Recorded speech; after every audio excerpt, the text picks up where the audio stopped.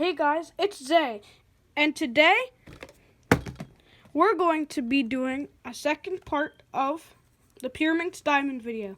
I know you guys all liked that video, but there was this one thing wrong with it, and that there was this algorithm that I didn't actually learn, so I couldn't solve it. But I played around with it a little bit and actually made up my own algorithm without watching any tutorials, so I'll teach it to you now. So remember how I said the 3 case?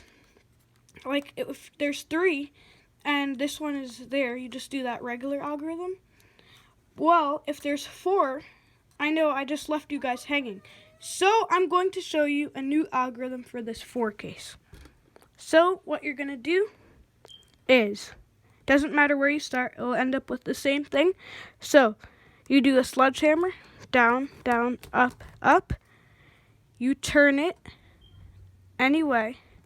Sledgehammer, turn the top 2 times, sledgehammer, turn the top 2 times again, and turn it back to the right. Sledgehammer, turn the top 2 times again, and turn it back to the left. Sledgehammer, and finally, turn the top 2 times. And then you have that solved case. So let me go over it for you one more time. So again, if you have this case, you will do this. Sledgehammer, turn it to the right. Sledgehammer, turn the top 2 times. Sledgehammer, turn the top 2 times again. And this time also turn the cube back to the left.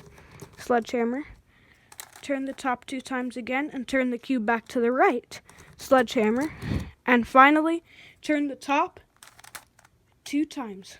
I hope you guys enjoyed this cubing tutorial.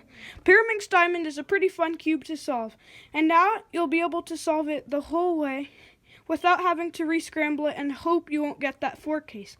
Hopefully I explained it well in this video. Post down in the comments below if you have any faster or better ways to solve this case. I hope you enjoyed. Thanks for watching.